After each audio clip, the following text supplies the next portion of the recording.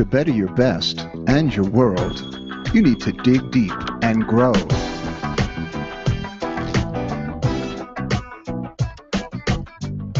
Join us as top experts, leaders, and creators uncover powerful insights to help you grow in life and in work. And now, your host, Michael McAvoy.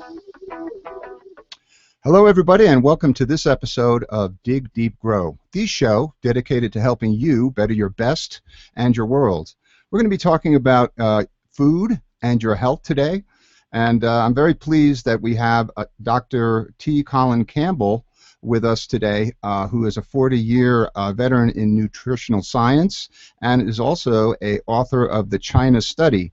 The book that we're going to be talking about today is The Low Carb Fraud, which I believe is his most recent book.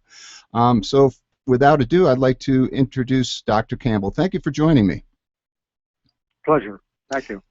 So, Dr. Campbell, as you know, there's an ongoing debate, as there has been for decades, about how we should be balancing the foods in our diet. So the first thing I'd like you to do is to talk a little about your background and the China Study in particular, because this is the one that you're famous for. So give us the background on the debate using the China Study as the core. Yes. My phone is straight out. Yeah, the China Study was published in 2005, and it summarized basically my research career, mostly at Cornell University, in the area of diet and health, more specifically on the questions concerning diet and cancer. And actually, it's more than 40 years now. In fact, another year, it will be 60 years since I started my career. Oh, pardon me. Yes, a long time. But in any case, my research was entirely funded by the American taxpayer through NIH mostly, but also a couple of the cancer societies. I want to point that out because I did not take corporate money to do the work. So I felt a great deal of freedom to say what I felt like saying. I published the work extensively in some of the best scientific journals through the years. Finally published the summary of all of that in 2005 in the form of the China Study. That's done extremely well, far beyond what I ever thought would be possible. And since then, I've actually published a second book a year ago called Whole, W-H-O-L-E. And then one of the chapters in Whole was intended to be this discussion about low-carb fraud. But the publisher thought it ought to stand as a standalone. Mm-hmm. So the low-carb fraud book is a tiny little book. It's not very big. I say it started out as a chapter in the book Whole. But there it is. It's out there now as a third book, if you will. Okay. And as far as my career is concerned, I have to say, personally, I was raised on a dairy farm, milking cows. I went away to Cornell University and was involved in doing a doctoral dissertation on attempting to promote in a more efficient way, from a scientific perspective, the consumption of protein, especially high-quality protein, which means meat, milk, and eggs, which was very consistent with my personal background. That's what I believed in. That's what I was taught. That's what I taught myself. And in fact, that's kind of the cornerstone of the American diet, as most everyone knows. In any case, I got into my research career, then spent about 10 years on a project developing a nationwide program for feeding malnourished children in the Philippines, making sure they got enough protein like we have here in the West. And there I saw an observation that was very strange. It looked like the few families that were consuming the most protein were the ones who tended to have children who were most likely to get liver cancer of all things. Mm-hmm. It was hard to believe, but that little kernel of idea, I guess you could say, led to a research program. Came back home and to see if it's really true, a protein does in fact increase cancer risk. And that particular grant from NIH lasted for 27 years. And that was what they say provided much of my research. But then eventually I ended up with my colleagues organizing a major project in China where we were surveying a total of 130 villages across the country to see if we could understand why cancer about a dozen different kinds of cancers to see why it was so common in some counties and much less common in other counties. So we collected a lot of information that was at the time, and I think still can be said to be the most comprehensive study of diet, lifestyle, and disease characteristics in the history of medicine. It was a huge study. And that study, in turn, then when combined with the results of that study, what was combined with the results we had been getting in over the years in the laboratory, it turned out that the message there was, on the one hand, very provocative, to say the least, as far as what we tend to believe in the West. But more importantly, it is a very, very promising message. We now know, and actually I'm using this "we" a little bit liberally because I'm talking about some colleagues of mine too. We now know that we can actually reverse heart disease. That's my good friend and colleague in the Cleveland Clinic, Dr. Colin. We know we can reverse diabetes using the same strategy. And in my laboratory, we were able to show we could reverse cancer as well. And since that time, this story has really become quite spectacular, to say the least. We can take a group of people, just everyday people who may have high cholesterol levels or, other issues possibly, maybe even be diagnosed with a disease in many cases. And we can put them on this dietary lifestyle. And in 10 to 15 days, we can see results. It's really quite spectacular. Let me ask you a question. I'll ask you a question there. Now, right. Just to summarize, since we really don't have a great deal of time, the debate is really over protein-rich animal-fed diets, where you have cheese, milk, and meat, versus a largely plant-based nutrition. That's the debate, and ever since the China study came out, it seems like there's been just a slew of books. The paleo diet. I most recently had an interview with Nina Teicholz on her book, The Big Fat Surprise, which is another book that talks about a high-fat, protein-rich diet as now being shown in studies as superior.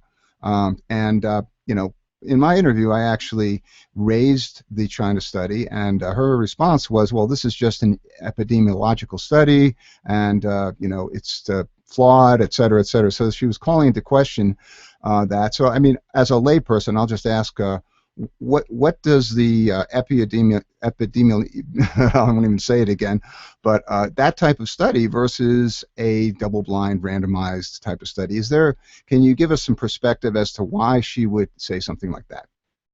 Well, first of all, she's not a scientist. She's never published, to my knowledge, a single scientific paper.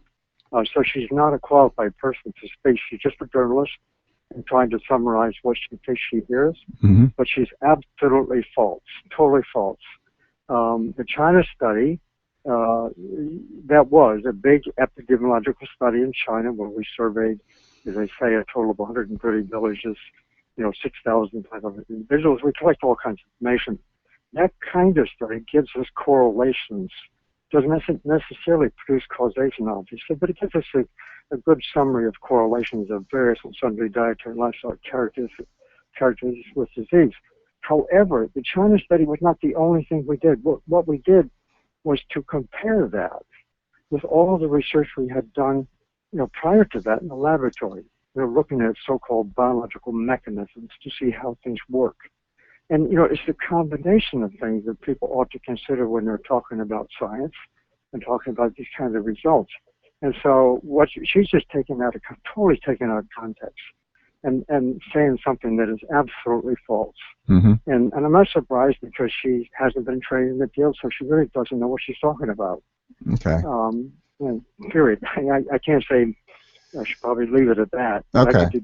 That's fine. Another question that I posed was about Dean Ornish. I said that Dean Ornish had done a study that showed that he could reverse heart disease by altering the diet. And it was only a small sampling, maybe 20 or 30 patients, and not enough data to make it reliable. So it sounds to me like you know of many other studies that have happened since then. Can you speak to whether that has been replicated, what Ornish's results has been? Yes, it has been replicated, in fact, much more effectively. Dean Ornish, a good friend of mine, he did some really excellent work at the time he did that. But since then, Dr. Carl Esses, a very distinguished surgeon at the Cleveland Clinic, also did much the same kind of study, but he continued his study for a long period of time. I mean, Dean Ornish summarized his results in a publication after about 5 years of observing these people. Yes, a small study. Dr. Esselstyn did a study with 18. It's still a small study. That was published a couple of times after 5 years and after 12 years. And then after 26 years of the 18 people he started with, they're all heart disease patients, all seriously ill with heart disease. Of those 18 people, after 26 years, 5 of them has since passed away, but none from coronary heart disease. Mm-hmm. I mean, it was a spectacular result. So that was one replication. But more to the point, he has since reported a study that just came out about a month ago that has 198 people in it, 179 of whom, I think it's 179, 178, but those people had listened to his comments, taken his recommendations, and they were all heart disease patients again. And after now between 2 and 7 years later, only one of those 179 heart disease patients had an event. Okay. Who followed the diet. Only one, and that one, it turns out, I happened to know the wife of the gentleman who did pass away. He did not follow as well as he could. So that's been replicated in spades. Okay. I mean, there's nothing else in science or in medicine that comes close to this, actually. Okay. But I'm going to ask you more about the specifics of, that diet, what was recommended. But first I'll ask, in the last 5 years or so, we have had this paleo diet is probably the biggest fad, if you want to call it that. Some people believe it's not a fad because there's scientific research behind it that says that we're meant to be carnivores, and I'm just wondering if you've read up on that and if you have an opinion to offer. Yes, I do. I've debated Professor Lauren Cordain. He's not a nutritionist; he's an exercise physiologist, but I've debated him 3 times. He's the chief author of the so-called paleo diet. Actually, the conclusion he draws is basically a low-carb, high-protein, high-fat type of diet, as you already indicated. And he draws that from making inferences about archaeological, anthropological data. Of ancient times, supposedly making definitive statements about, what we knew of those ancient times. I have some serious reservations about the ability of those people to be able to determine what, in fact, really was done at that time. But in any case, he ends up talking about a high-protein, high-fat diet as being advisable, essentially low-carb. And all I can say is, after having debated him and looked at his book very carefully and his publications, never have they been able, those so-called high-protein, high-fat diets, the same as with Atkins, with South Beach, with Protein Power, and so forth. Never have they been able to take a group of people and reverse the disease, treat them, that's reverse diabetes, heart disease, cancer. They have not been able to do that. And as a matter of fact, there's one study that's been reported since comparing the paleo diet just with the average American diet, which is already not so good. And when these people were carried through that trial, they got worse. Mm-hmm. So I can also, again, speak with a great deal of confidence that the paleo diet simply doesn't work. Okay. It just doesn't work. When you compare it with the whole food plant-based that I'm talking about, there's no comparison, none. Okay. Let me play devil's advocate for a minute. Now, there are some certain cultures in the world that do eat largely meat-based diets. For instance, Eskimos and certain indigenous cultures, and there you don't see the same incidence of cancer as you would in the Western world. Can you speak to why that would be? Yes, for one thing, they tend not to live long enough to really to see that they live to the ages that where you tend to see enough cancer to be able to document it. Also, there's another group, the Maasai in Africa, who it's said to be in a similar way. They eat blood, meat, and milk. That's the way they're sustaining their livelihood. That was published early on and quite a number of years ago. But the gentleman who went back and looked at it was a small study, just inferences again, but we went back and he had access to 50 individuals who had died from other causes and had a look at their coronary, their cardiovascular system.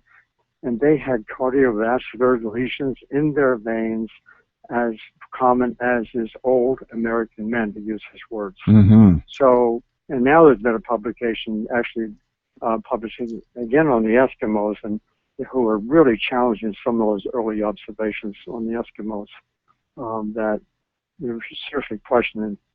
Don't have time here to get into all the details of that, but yeah, the Eskimos, they die young, and in the Maasai, as I say, another group, and in the Africa, from an entirely different thing, the climate conditions, if you will, or lifestyle. Okay. They're also on high protein. All right. But it doesn't stack up. All right. So before I ask you for the particulars on what would be the best allocation of different food groups, et cetera, for the diet in order to have the best health possible, let's talk about the American obesity epidemic and really what is the root cause of it, because a lot of people would argue that it's not meat, it's not fat, but it's sugar, white carbohydrates, etc. So I want to get you to weigh in on that. Yes, there's some truth in that. I happen to agree with that. I think the ideal diet is one that's primarily made up of whole plant-based foods. And there's two ways that we have strayed from that ideal. There's two ways. Number one, we consume a lot of animal-based foods. In fact, about 70 to 75% of our total protein intake, that's a good metric to use, about 70 to 75% of our total protein intake is from animal-based foods. So just to give you a little flavor, no pun intended, of the kind of diet we use. So we're consuming basically an animal foods rich diet, but we also are consuming another group of foods that are not whole plant-based foods, and these I'm referring to as the convenience foods or the processed foods, or you name it. It's the kind of stuff that we mix and match and put things together and make crackers and cookies and cakes and pies and so forth and so on. That's basically high in fat, high in refined carbohydrates. That's not good. That's obviously not a whole food plant-based diet. So I like to think that, for purpose of discussion, there's three sort of big groups of food we could think about. One is the whole plant-based foods. Number two is animal-based foods. And number three is the convenience or processed foods.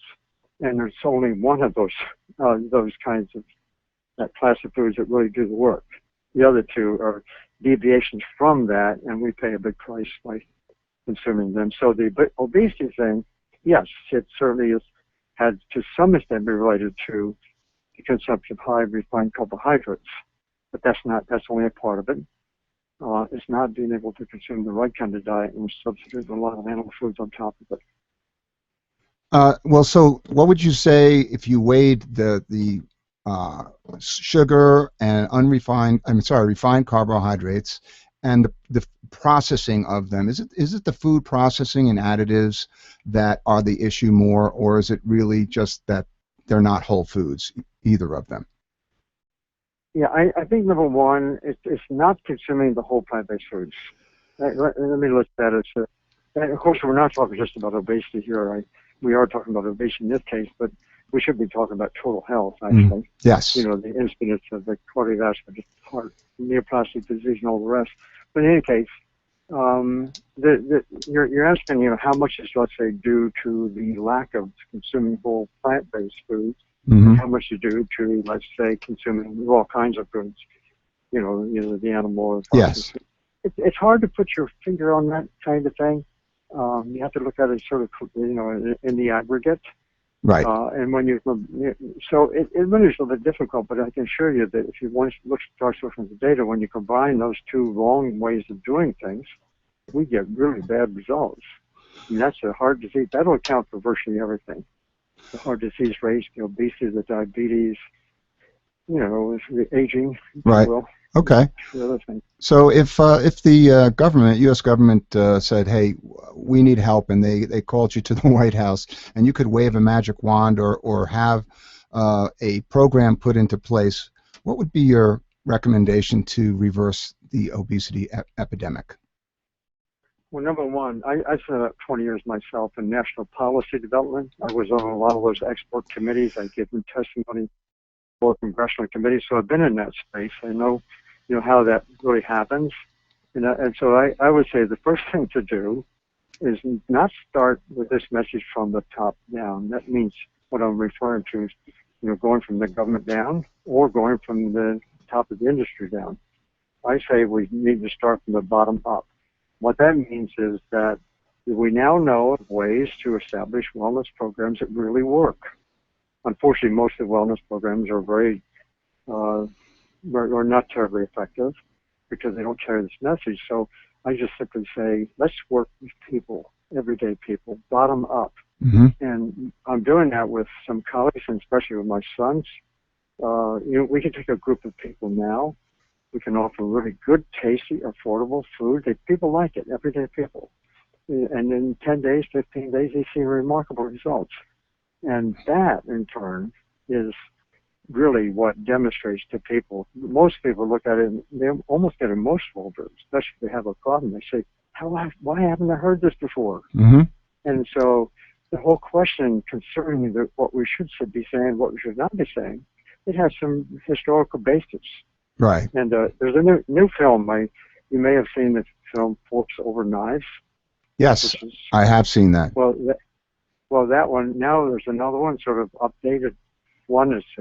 It's the executive producer is my son, and he just finished all of the filming part of it. He has the same producer, same director as Forks Over Knives, and that addresses the question concerning, why haven't we heard this before? I'm really looking forward to its release. It's a very exciting story. What's the title of that? Plant Pure Nation. Okay. All right. I'm not sure I'm too excited about that title, but that's what it is. All right. We'll be looking for that. It'll be out. Yeah. Okay. So the last area I want to touch with you is, based even on the if you had any more recent knowledge that you've gathered about the optimal diet, just talk about what a typical diet would entail to have the best health, and also using what you've learned about the intake of animal protein, assuming people aren't going to be vegans, what percentage of their diet could be animal-based protein and still have them be healthy, into their 70s and 80s. Well, first off, I need to make a bit of a correction. Namely, what I'm talking about is not a vegan diet. It's also not a vegetarian diet. I did not get into this research career decades ago, trying to promote that. In fact, I was quite antagonistic to those ideas. Mm-hmm. So it's not that. And, from a scientific point of view, 90% of the vegetarians are still using dairy and occasionally fish and things like that. So the nutrient composition of their diet is not that different from the non-vegetarian diet. So therefore, we don't see a whole lot of big differences health-wise.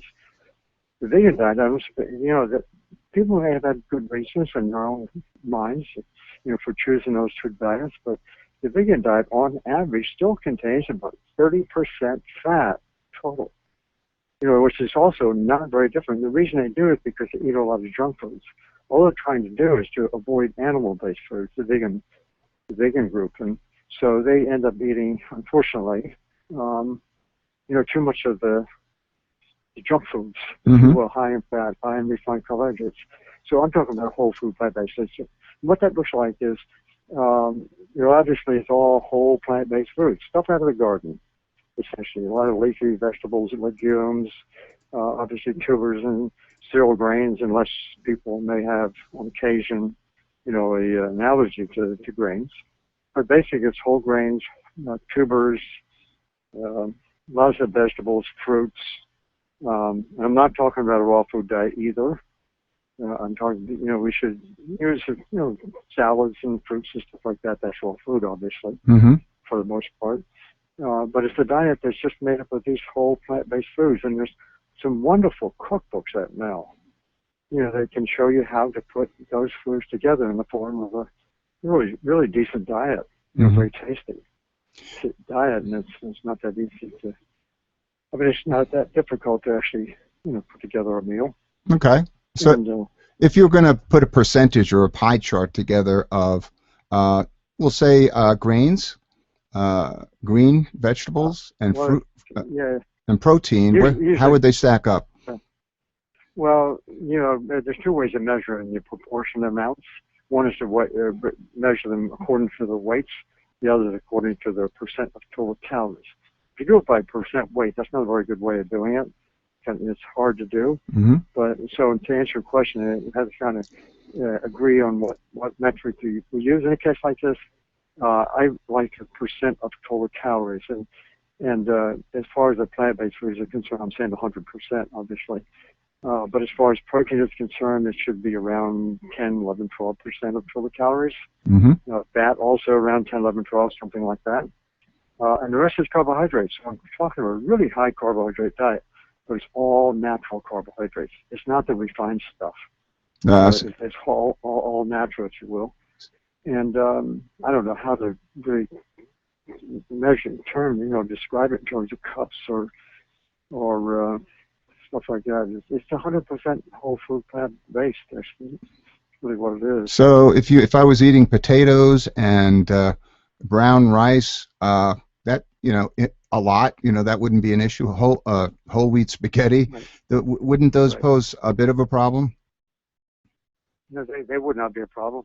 Okay. No, you should use it because we need to get energy from someplace, and what I'm basically saying is consume the high carbohydrate type of diet. Potatoes, as you said, the potatoes, the grains, obviously brown rice maybe or something like that. There's quite a variety of different things that people are looking at it. Some people have argued that the the starches such as the rice and the potatoes, they will negatively impact the levels for in your bloodstream of the glucose levels, that kind of thing. Is any comment on that? Yeah, most people are not in very good health. I mean, they may think they are, but they're not. There's high cholesterol if you look at the total population. And so, when they consume, let's say, sugars and refined carbohydrates, starches, if you will, they can see results that don't look so good. And, under the circumstances. But, if you're going to use this whole food plant-based diet, there's a lot of so-called starch in there. And I would recommend that they read the book, The Starch Solution by Dr. John McDougall, MD. He's been in this business for a long time. And he's a physician and gotten wonderful results, too. And, I don't know whether I get too excited about that title, but on the other hand, he and I are talking about the same thing. This, it's a high carbohydrate type of diet with all kinds of, carbohydrate comes in different forms. Starch is one of the forms, one of the major forms. But there's other kinds of carbohydrates, complex carbohydrates also. And, the kind of thing you're talking about white flour and sugar, sure, they will cause some mischief. I mean, they're carbohydrates, but the refined kind, that's not what we shouldn't do that. If we talk about whole potatoes or grains, something like that, that doesn't necessarily lead to, diabetes. But as a matter of fact, this has been known for a long time. If you look at different societies and the amount of carbohydrate diets, amount of carbohydrate being consumed in different societies, the higher the carbohydrate, the lower the diabetes.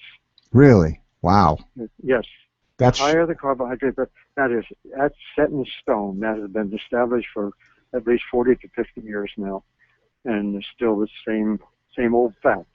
I think that falls into the category of why didn't we know that? Anyway, okay, so I'm sorry. I have. Go ahead. Go ahead. I'm going to have to quit here shortly. Yeah. I have one more question for you then, okay? Yeah. You mentioned that 10-11% of the diet is good for protein. Of the animal-based proteins, would there be one that's better than the other in order to get that protein, like for instance, would meat be better than dairy or cheese? how could you weigh the animal-based proteins? Well, let me reshape your question a little bit here. This whole plant-based food, it has all the protein we need. In fact, it has the ideal level of protein. We don't need to go to animal foods and get protein. I mean, there's been this really myth existing for decades now that somehow protein means the same thing as meat. It does not. Mm-hmm. It does not. I mean, that was an old story. It's a very interesting old story. It has historical context, of course. But basically, as I say, the whole food plant-based diet has plenty of protein. You don't need to worry about getting it from animal foods. That's simply just untrue. Okay, but for the people who are going to have a small amount of animal-based protein, would cheese or milk be better than meat? Or red meat versus... I don't... Yeah, I don't see any distinctions between them much. Okay. And there has been comparisons made. Obviously, I don't advocate that, but if people are going to... I don't like to be a purist in this. I may sound like one, but yeah. My sort of general statement is the closer we get to a whole food plant-based diet, the healthier we're going to be, with the emphasis on whole. Mm-hmm. The closer we get to the healthier we're going to be, and there's nothing wrong with going 100%. In fact, I would argue that's the goal. Okay, I think that's that is a good piece of advice. That's the goal, and I honor the step that everybody says getting toward that goal. Okay, well, that's great advice, and once again, we've been joined by Dr. Colin Campbell, author of Whole and the Low Carb Fraud. And Doctor, I appreciate your coming on to give your take on the whole debate. What is my take on it? No, I was just thanking you, thanking you okay. for sharing. I appreciate your coming on, and thanks for taking the time. I know you have to go. Okay, thank you very much. Sure.